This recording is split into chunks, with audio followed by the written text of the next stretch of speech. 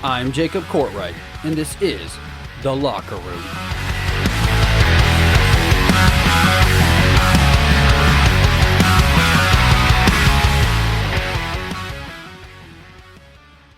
Hello and welcome back into The Locker Room. I know that it's only been a few days, but so happy to be back with you with an all-new episode. This is not an NBA special, so it's got a little bit more diversity to it for those of you who aren't huge NBA fans. But once again, I do apologize for my voice. I'm still getting over this sickness. It looks like it's getting better, and also my soundproof boards have not come in for the studio yet, so we will be getting a whole lot more better sound quality in a couple weeks once everything finally comes into the studio. So I appreciate you sticking with me.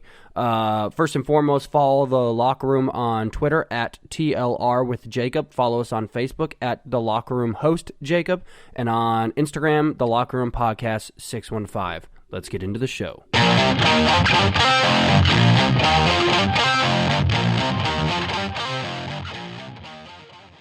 All right, well, there's no other place to really start today than with the NFL's top 100 list.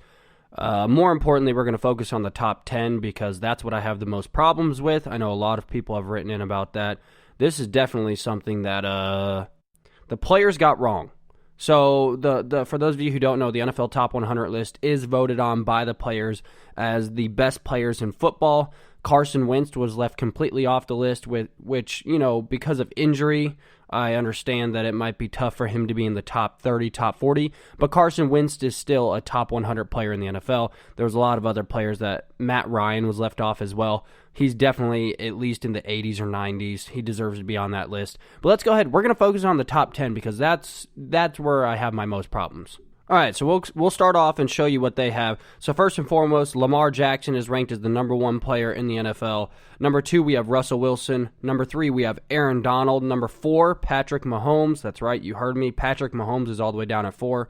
Michael Thomas at 5. Christian McCaffrey at 6. George Kittle at 7. DeAndre Hopkins at 8. Stephon Gilmore at 9. And last but not least, the Titans' very own Derrick Henry rounding out at 10. All right, so let's start out at number 1, Lamar Jackson. Lamar Jackson does not deserve to be the number 1 ranked football player in the NFL. It's just not the case. Not at all. It's not that I don't think Lamar Jackson is dynamic. I think Lamar Jackson is the best runner of the football from the quarterback position that we will ever see in our lifetime. He surpasses Michael Vick in every area.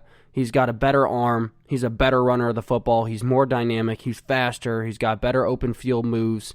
Michael Vick was definitely the forerunner of this, but Lamar Jackson has taken it to a whole new level.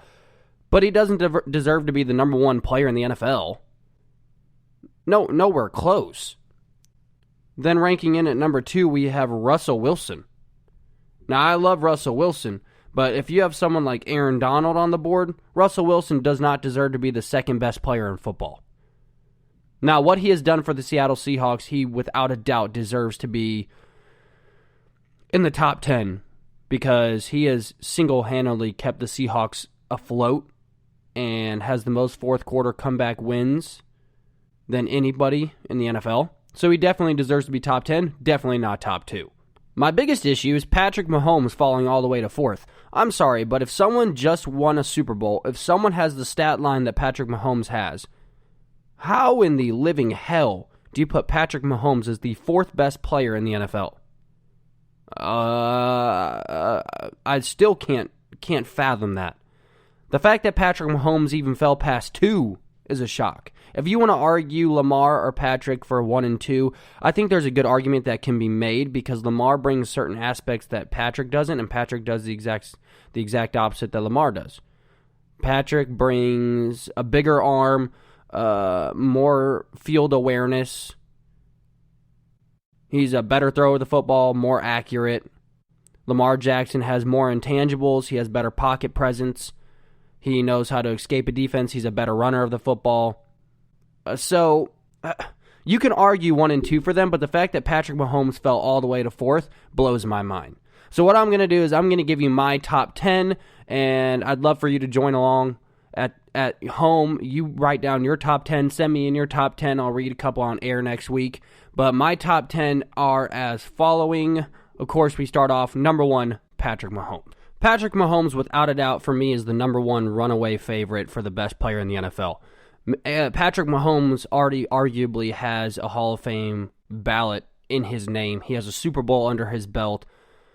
He does everything that you want from that position, except he does it at a higher level than some of the greats. He has the arm strength of Aaron Rodgers, which I think Aaron still has a little bit better arm as far as accuracy on the deep ball, but he still has the exact same. I mean, Patrick Mahomes is young, so he has the arm strength of Aaron Rodgers.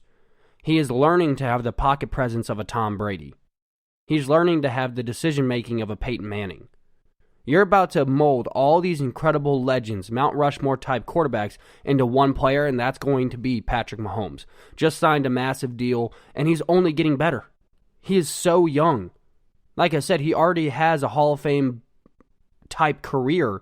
He could arguably be a first ballot Hall of Famer right now with his career, with his stat line. And he's only getting better. I'm excited to see Patrick Mahomes with a chip on his shoulder this year after being ranked fourth by the players. That is the biggest disrespect I think you can give that man. Patrick Mahomes is about to have a comeback season, but he just won a Super Bowl. So Patrick Mahomes is about to have a revenge tour on the entire NFL. Look out, DBs. This is going to be scary for you. I don't understand why you'd call out the best player in football right now in Patrick Mahomes. Mahomes, without a doubt, my number one. Number two, we go from the best player in football to the best defensive player in football. Aaron Donald. How can you leave Aaron Donald out of that 2 spot? Aaron Donald has a very strong argument to be in that 1 spot. Aaron Donald is the best defensive player in football. He's probably the most powerful player I've seen from that position. You have players like Reggie White that also belong in that category, Lawrence, but Aaron Donald is a mixture of all those guys with better finesse, better footwork, better hand-eye coordination, better swing moves to get around the ends. Aaron Donald is a freak of nature.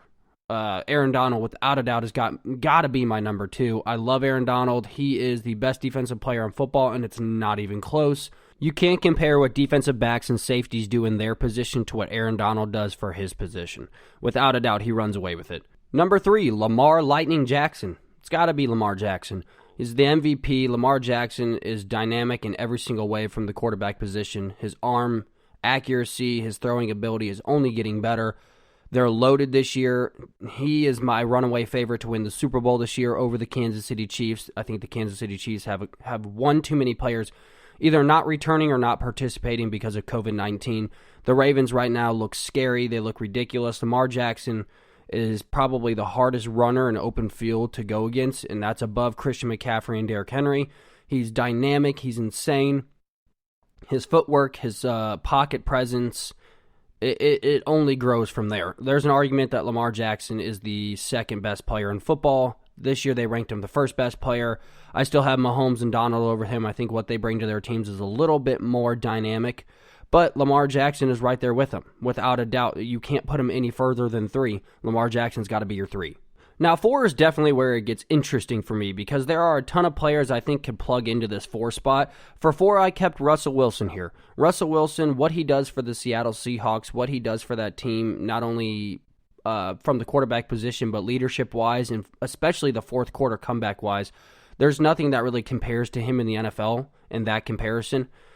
He has done this for so long that we kind of get blinded by it, or we kind of just get, that's just Russell Wilson. That's the problem I have with a lot of sports fans today. What LeBron James is doing in year 17 is mind-blowing, shocking, incredible. We don't treat it that way. We expect, it's just LeBron. What Russell Wilson is doing from his position, we just go, it's just Russell Wilson. What Tom Brady is doing, it's just Tom Brady. We've got to start respecting these generational talents while they're here because it sucks when they're gone. Without a doubt, Russell Wilson is the 3rd best quarterback in football. Mahomes, Lamar, Wilson.